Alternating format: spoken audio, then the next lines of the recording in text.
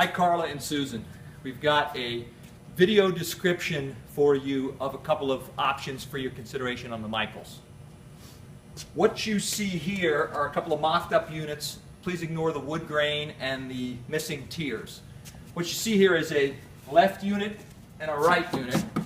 What you don't see is the middle unit, which would have no end panels on it. But we want to show you a couple of things. One is, imagine please that these units had arrived in the back room. We've stripped away the outer carton and we've left in place the guards that hold the product on. So picture, if you will, these things with the product behind a cardboard face guard that's still resting in place, so that when you move them, the cards are still secured while we do this step, which is first, we put the left unit up on the deck, and then we screw into the available ports a pair of shoulder screws.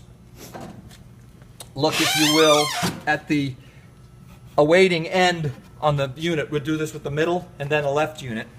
We're going to take this and slide the keyhole up against that shoulder screw, a simple lift and drop. And now they're locked together. So again, we do that twice. We do it with the middle unit, then the right unit. Now these units are locked together. We would remove the quick set face guard from the top and the bottom, revealing the cards. And there's a few things we have to do. One, the top PID, if it had been in place during shipment, we'd be damaging it because it extends slightly beyond the unit. So when we quick set these, we're going to take the PID out of the top one and put it in front of the second for the installer to just simply leapfrog them one after another. The other thing is, because the number of cards doesn't fit, we bridge the seam on the units with some cards. Those bridged cards are going to be doubled up in the first pocket.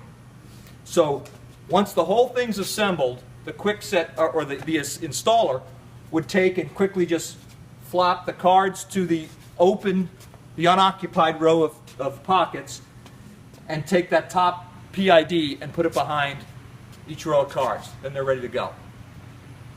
There's one other thing we want to show you with an option that we still have the ability to let you choose, and that is the storage option. On this unit on the right, if you'll notice here, we left some boards raw so you can see the bottom board. This was the original storage choice that we had talked to you about, and it's still tempting, we think, and wanted to show you, because look how easy it is. If I had any amount of cards, a little stack or whatever, and I want to take them in and put them in to the left and the right, I've got two waiting ledges in there that would hold a good stack of cards in each, if it's just that overflow seasonal. Once the product's in here, you can't tell that there's, look on this side, there's no indication that that storage is there. You can't see the board or anything. And of course, nothing would be raw anyways. It'd all be the gray. So that's one storage option, and you can see how easy it would then be for people to get in and out to either side.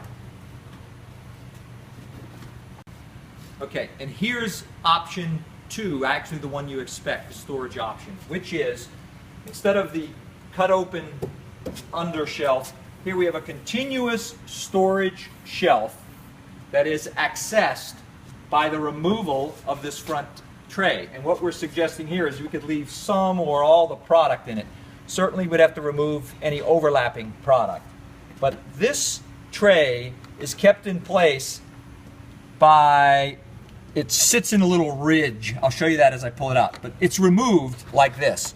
I lift up and rotate, and that liberated the bottom out of that ledge.